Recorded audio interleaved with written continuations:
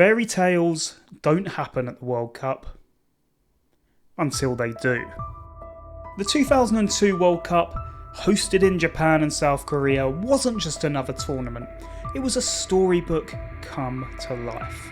In a summer full of shocks, disbelief, controversy, three nations, Senegal, South Korea and Turkey, tore up the script, reminding the world why we watch football in the first place. But none of this was supposed to happen. This was meant to be France defending their crown. This was meant to be Argentina's golden generation lifting the trophy. Or this was meant to be Ronaldo's redemption arc. And it was, kind of. But those weren't the only stories being written. This is a story of how three underdogs, each in their own way, made the world stop and take notice. Not by fluke, not by fortune, but by sheer will, grit, and the audacity to believe that they belonged on the biggest stage of them all. Every great underdog story starts with a team no one expected anything from. And in 2002, that team was Senegal. Coming into the World Cup, Senegal were total outsiders. It was their first ever appearance at the tournament, and just qualifying was considered a historic achievement in itself. Drawn into a group alongside reigning champions France, a strong Danish side, and Uruguay, a team with deep footballing heritage, many predicted a group stage exit without a single win. But those who watched Senegal closely knew there was something special brewing. The heart of the team came from France, not just metaphorically, but literally. Many of the Senegalese players were born or raised in France, having played in Ligue 1 or the lower divisions. They were written off as journeymen, workhorses, not the kind of players who would make World Cup history. At the helm was Bruno Metsu, a Frenchman with flowing hair and a calm, almost mystical presence. He wasn't just a coach, he was a believer. Metsu immersed himself in Senegalese culture. He converted to Islam, prayed with his players, embraced the songs and rituals of the squad. But more than anything else, he inspired his team to believe. To believe they weren't just here to participate, to believe that they were here to leave a mark. And leave a mark they did. Their opening match was against France, the reigning world and European champions. France's squad was packed with stars. Thierry Henry, Patrick Vieira, Emmanuel Petit, Lilian Thuram, and a slightly injured Zinedine Zidane. Senegal were expected to just be brushed aside, but from the opening whistle, it was clear that the Africans weren't just going to roll over. They pressed, they ran, they tackled, they played like men possessed. And then on the half-hour mark came the moment that shook the world. El Hadji Diouf broke down the left and whipped in a cross. Fabien Barthez came rushing out, and as the ball spilled, Papa Bouba Diop was there to bundle home. The stadium exploded. Senegal had taken the lead, and as the cameras cut to the crowd, fans in green jerseys leapt into the air, overcome with disbelief and joy. But even more iconic than the goal was the celebration. Diop, surrounded by teammates, danced around his shirt in a circle, joyful, unfiltered, and utterly unforgettable. Senegal defended for their lives after this. France looked toothless, the champions looked stumped. And when the final whistle blew, the world blinked in disbelief. Senegal had beaten France by 1-0, and the defending champions had been humbled by the tournament debutants. The matter now, though, was convincing the world that this was no fluke. In their second game against Denmark, Senegal showed grit and balance. Salif Diao scored one of the tournament's great counter-attacking goals, starting deep in his own half and finishing with a calm strike. And the match ended 1-1. And then came the match against Uruguay, a match that was nothing short of wild. Senegal went 3-0 up in the first half, playing with flamboyance and flair. Kalidou Fadiga danced through defenders, Diouf was terrifying the fullbacks, Diao and Diop were dominating the midfield. But the second half? Chaos. Uruguay clawed their way back to 3-3 and even missed a last minute sitter that would have sent Senegal crashing out. But at international tournaments, you need a little bit of luck, and that day, fate smiled upon them and they advanced. Second in the group, through to the knockouts. And in the round of 16, Sweden awaited. The Swedes were disciplined, full of height and technically sound. Henrik Larsson opened the scoring in this one, and many believed that the fairy tale was coming to an end. But Senegal weren't done yet. Henry Kamara equalised with a clinical finish, and then deep into extra time he received the ball outside the box, spun his marker and slotted it past the keeper. Golden goal, game over. Senegal had reached the quarterfinals in their debut World Cup, becoming only the second African nation after Cameroon in 1990 to do so. The fairy tale though would end in the next round against a team we're going to come to later. Tired legs and maybe a little bit of nerves were beginning to show. Lady Luck had shined down upon them with a golden goal in the previous round, but in the quarterfinals it would be another golden goal that would send them crashing out. But you know what? It didn't matter. Senegal had already carved their name into footballing folklore. Because this wasn't a team of stars, this was a team of believers. Diop, Diouf, Diao, Camara, Fadiga, names that echoed through Dakar and across the continent. And Bruno Metsu, the infamous coach, well, he became a national icon. He stayed connected to Senegal for the rest of his life. And when he passed away in 2013, he was buried in his beloved Senegal by request. Senegal in 2002 wasn't just a story of shock results. It was a story of unity, of resilience and of joy. It was a celebration of African football, and it remains to this day one of the most beloved underdog stories in World Cup history. Before 2002, Turkey weren't even an afterthought in most international football conversations. Their last appearance at a World Cup had come in 1954. Nearly 50 years had passed since they'd even kicked a ball at this level.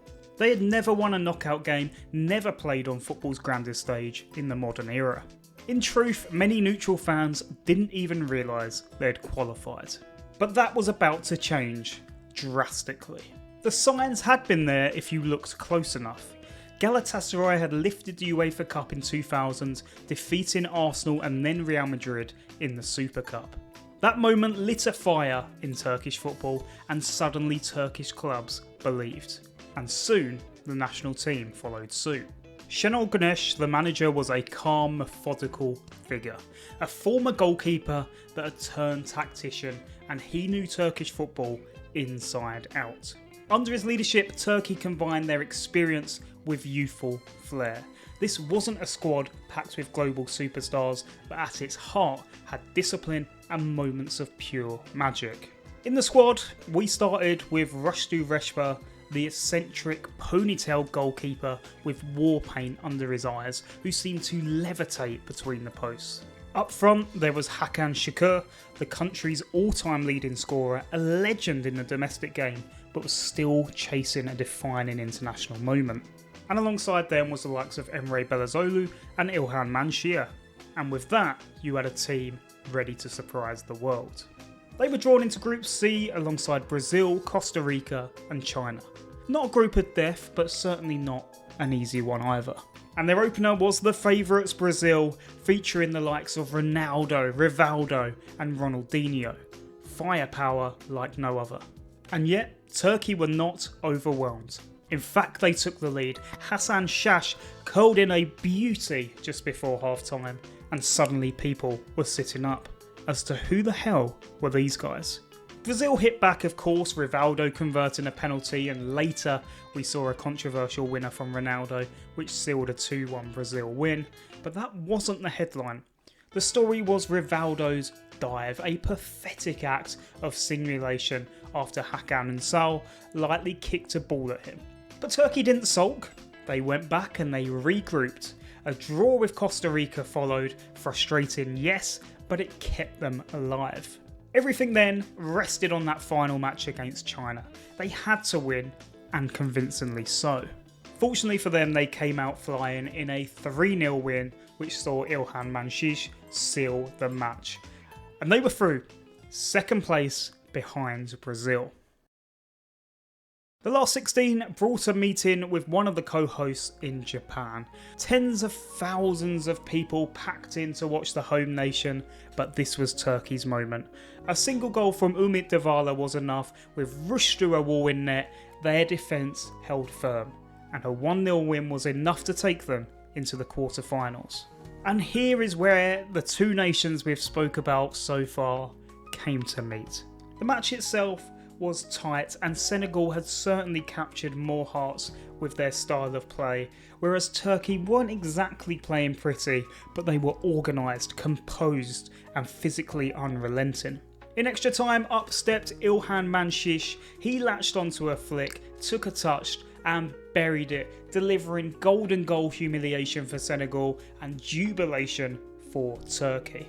And with that, they were in the semi-finals of the World Cup. Let that sink in for a moment.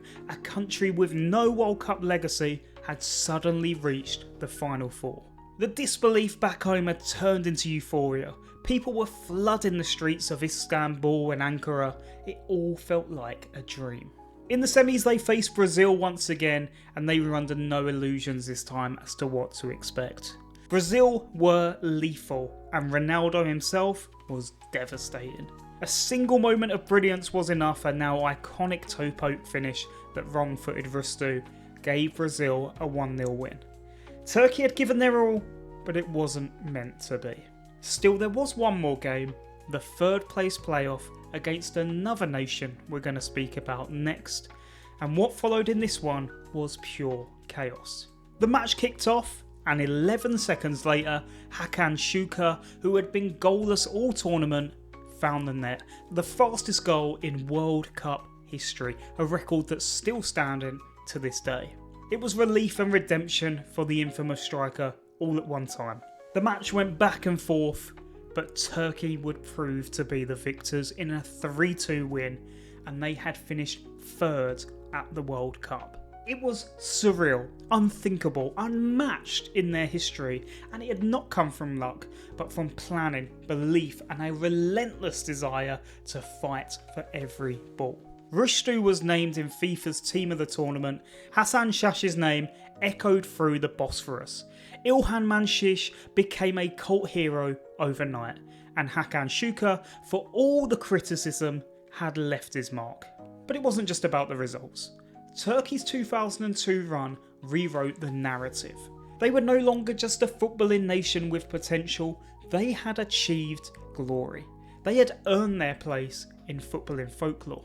And to this day, that summer lives, maybe not as a golden memory, but certainly as a bronze memory for people across Turkey. A reminder of what happens when talent meets tenacity, and a story that proves that in the World Cup, anything is possible. If you asked someone in 2001 how far South Korea would go at their home World Cup, they might have laughed politely and said, maybe the round of 16 if things go well. After all, in 6 previous World Cup appearances, South Korea had never won a single match. Not one. Their tournament record read like a list of apologies really. Some plucky efforts, spirited losses, but always early flights home. But this wasn't before. The world's biggest tournament had arrived in Asia for the very first time, and one of its hosts was about to do something no Asian nation had ever done before. And it all started with Gus Hiddink. The Dutchman had already coached the Netherlands to a World Cup semi-final in 1998, and he wasn't here just for a cultural exchange. From the moment he arrived, he set about transforming this South Korean national team, not just tactically, but mentally. He introduced an aggressive, high-pressing style, put them through brutal fitness regimes, and refused to pick players based on reputation. He cut the fan favourites and chose his warriors instead. And he built a team that could outrun, outfight and outlast anyone. Drawn into Group D with Poland, the USA and Portugal, South Korea were viewed as having an outside chance at best. But from the opening game, the energy was electric. Stadiums were packed with supporters waving banners, banging drums and singing with ferocity. The country was ready to explode. They just needed a spark. And that came against Poland, as South Korea burst out of the blocks from the first whistle. They were pressing the Europeans relentlessly. And when Hwang Sun-hong scored their first ever World Cup goal in a 2-0 win, the roof nearly came off the stadium. Then came the United States, which was a tougher test. The Americans had shocked Portugal in the opener and their confidence was high. And in this one, the US went ahead, but South Korea never blinked. An Young-hwan soon became a national hero as he scored the equaliser to make it 1-1 and 4 points from their opening 2 matches. And then came Portugal. On paper this was certainly a mismatch with the likes of Figo, Rui Costa and Nuno Gomes. But this was their World Cup on their turf, and in a brutal, chaotic match, Portugal unravelled. João Pinto saw red for a reckless lunge, Beto followed later for a second booking, and as they were down to 9 men, Portugal couldn't hold on. Park Ji-sung, who was still relatively unknown at this time, controlled a looping cross with an elegant touch and rifled it home to secure a 1-0 victory. The stadium had exploded as South Korea topped the group. The hosts were marching into the round of 16 and their reward was a date with Italy. And here this was supposed to be the end of the road, taking on Italy and all their experience in the likes of Totti, Del Piero, Maldini and Buffon. And against them was a team that had only just won its first ever World Cup match. But this game is unforgettable. It lives in the conscience of so many football supporters. South Korea missed an early penalty and then went 1-0 down to Christian Vieri, but they never panicked. The pressure followed, and with just minutes left, Sol Ki-hwan pounced on a defensive mix-up to make it 1-1 and sent the match into extra time. And here we saw the re-emergence once again of golden goal as Lee Young-pro swung in a cross, and Young-hwan leapt like a salmon, headed it into the net, scoring the winning goal, creating history. But it wasn't without controversy after, as the conspiracies were flying in this one. The referee was perceived to have been strongly favouring the host nation in this one. There are plenty of videos of this match out there for you to make up your own mind on that one. But this referee in South Korea was immortalised, as this wasn't just the most important goal in South Korean football history, it was a national moment. And in the quarter-finals against Spain, we saw another rollercoaster ensue. In the match, Spain dominated possession, they had goals ruled out, they had controversial calls go against them, of course they did against the host nation, but South Korea stayed disciplined. The match went back and forth, but in the end it was penalties that would decide the victor, and goalkeeper Lee Woon-jae saved the final kick to deliver pandemonium in the stands. South Korea, unbelievably, were in the semi-finals of the World Cup, the first Asian side to have ever done so, and the entire continent had begun to rally behind them. For South Koreans, this was no longer just about football. It was cultural, it was national, it was seismic. In the semis they faced Germany, and the dream would end there. Michael Ballack's goal was enough. South Korea gave everything, but the Germans were just too disciplined, just too experienced, just too streetwise. The third place playoff match came against Turkey, and as we know, Turkey would be the victors in that one as South Korea lost by 3-2 in a very entertaining match. But you know what? They had already won in a much bigger sense. Park Ji-sung went on to star for Manchester United, and Young-hwan became a global name. And Gus Hiddink, well, he was given honorary Korean citizenship, a street was named after him, a statue was erected. He became Coach Hiddink, a national treasure. South Korea's run in 2002 certainly wasn't without controversy. The refereeing decisions against Italy and Spain were endlessly debated, and I think there definitely was just a hint of bias in there, but nobody can deny this fact, that they were fit, fearless and ferocious, and they gave everything for their nation. They changed the perception of Asian football forever. They showed that tactics, as well as belief and unity, could bridge the gap to tradition, pedigree and star power. They inspired future generations across Asia to dream bigger. And 2002 was the year that South Korea put themselves upon that pedestal alongside some of the biggest international nations in the world. There we have it then. The 2002 World Cup was chaos. It was emotional, it was unbelievable, and it was certainly the year of the underdog. Yes, Brazil ended up winning it all, Ronaldo completing that redemption arc for himself, but for many, the soul of that tournament lay in its shocks. Senegal were the fearless debutantes, Turkey were the warriors reborn, and South Korea were the hosts who just refused to lie down. They each put their stamp on World Cup folklore. They reminded us that this tournament isn't just for the giants, it's for every nation to carve out their own story. And years later, we still remember the names of so many of these stars, be it Papa Bouba Diop, be it Hakan Shuka, be it Park Ji-sung.